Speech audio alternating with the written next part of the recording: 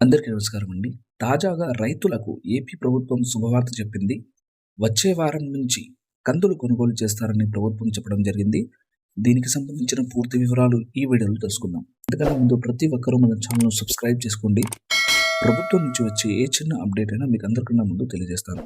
ఆంధ్రప్రదేశ్ రాష్ట్ర రైతులకు శుభవార్త. ప్రస్తుత సీజన్‌లో దేశవ్యాప్తంగా 10 లక్షల టన్నుల కందులను సేకరించాలని జాతీయ వ్యవసాయ మార్కెటింగ్ సమాఖ్య నిర్ణయం తీసుకుంది. దీంతో ఆర్బీకే అధికారులు వచ్చే వారం నుంచి రైతుల నుంచి కందుల కొనుగోళ్లకు సిద్ధమవుతున్నారు. ఇందులో ఏపీలోని ఆర్బీకేల నుంచి ఏకంగా 50,000 టన్నులను కొనుగోలు చేయాలని లక్ష్యంగా పెట్టుకుంది. దీంతో ఆర్బీకే అధికారులు వచ్చే వారం నుంచి కందులను కొనుగోలు చేసేందుకు సిద్ధమవుతున్నారు. ప్రస్తుతం మార్కెట్లో కనీసం మద్దతు ధరకు నుంచి క్వింటాల్ 9,500 నుంచి 10,500 వరకు ఉంది. ఇప్పుడు ఏపీ రైతుల నుంచి కూడా అదే ధరకు కొనుగోలు చేసేందుకు జాతీయ సంస్థ సిద్ధమైంది. కాగా నేడు ఏపీ కేబినెట్ భేటీ కానుంది. ఉదయం 11 గంటలకు సచివాలయంలో సీఎం వైఎస్ జగన్ అధ్యక్షతన కేబినెట్ సమావేశం ప్రారంభమవుతుంది. మిచాంగ్ తుఫాన్, పంట నష్టం, ప్రభుత్వం చేపట్టిన సహాయ పునరావాస కార్యక్రమాలు, పెన్షన్ పెంపు సహా పలు కీలక అంశాలపై చర్చించనుంది ఆంధ్రప్రదేశ్ కేబినెట్.